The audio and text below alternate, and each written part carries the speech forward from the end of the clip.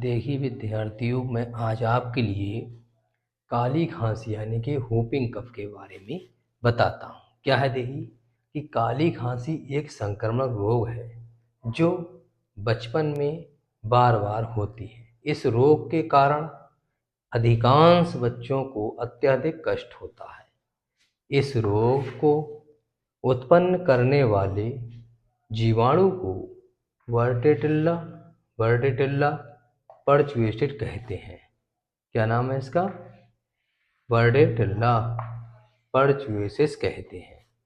लक्षण है कि बच्चों के गले में दर्द होना, बुखार भी हो जाता है, बेचैनी होती है, आंखों में पानी आ जाता है, खांसते